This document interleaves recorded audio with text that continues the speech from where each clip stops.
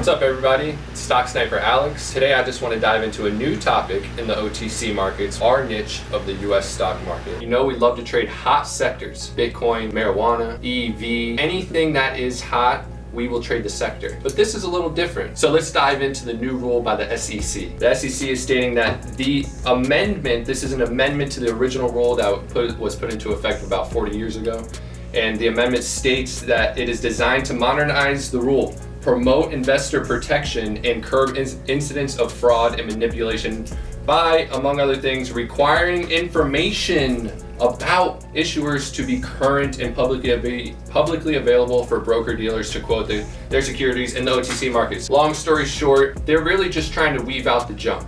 There's a lot of stocks on the OTC market that are not current with their information, and honestly, it is a good thing. Some people may look at it as a bad thing, but this really just separates the bad companies from the good companies and makes information that's put out to any investor like you and I more reliable and trustworthy. So which OTC stocks is this rule really going to affect? The three tiers in the OTC markets. There's the OTC QX, the QB, and the OTC pink sheets. OTC QX has companies in it that are fully compliant. The OTC QB has some of those companies that are doing well and putting out financials, but some of their information might be missing. Might be a company that could be bankrupt, or a legit company that is just having some financial troubles with accounting or whatever it may be. The lowest tier is OTC pink sheets. This is a speculative trading marketplace where a lot of these companies do not have any information, no financials. They are just putting out information that is not audited by the SEC. This is why they're putting this rule into place. They're cracking down on companies that are trying to manipulate the market.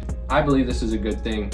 The pink sheets are going to get wiped out because a lot of these companies just are shells. The broker like E-Trade or TD Ameritrade, these big name brokers, they're not going to allow them to offer these OTC securities that don't have any information. And the deadline that they are stating for this to go into effect is September 28th of 2021. This can cause a little sector heat up based on these management companies taking control of these companies that are OTC with no information and finding them a reverse merger company and turning them into something that is legit. They try to take these companies, get them current so they can continue to trade, find a private company that would like to do a reverse merger with these stocks. It's a lot for them to do to get to recover a company that basically has no information. Go out there and find a private company that wants to go public. So this is SSM Monopoly's website right here, the homepage. So their goal is to restore shareholder value through the facilitation of reverse mergers. Their latest update on June 28th.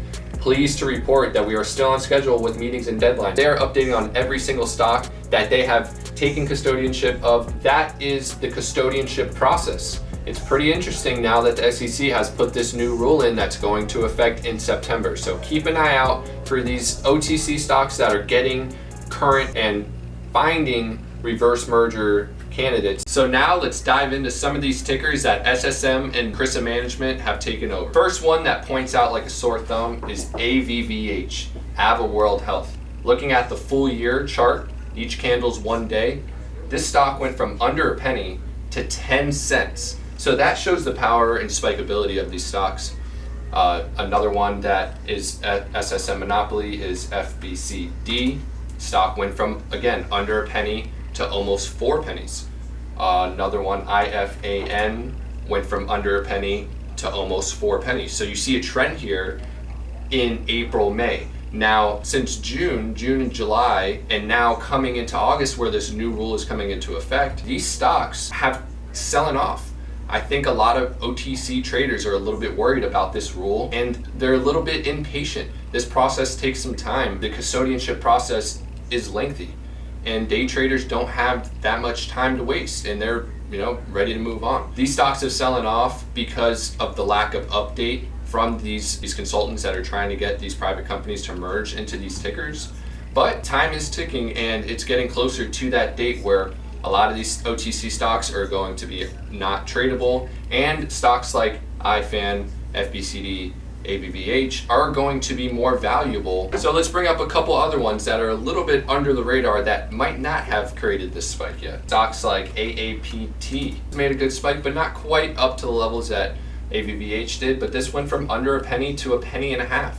look at that, 6 or 7 days in a row where it was spiking 30, 40, 50%. And that's just a really good spike. Since then, just like the rest of them, it's came down and now looks to be recovering. And these stocks, I believe, will be important. The next stock is IFXY, which is very similar. It hasn't even broken a penny yet.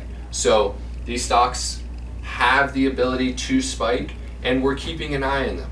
As the time gets closer, as people start to realize that the number of OTC stocks that are available to reverse merge into are very small, these are the stocks that are going to be the most valuable. So we're ready, and we're ready for our patterns and our price action that we love to trade. And if it presents itself here in these stocks, it can create a whole new sector that can pop up.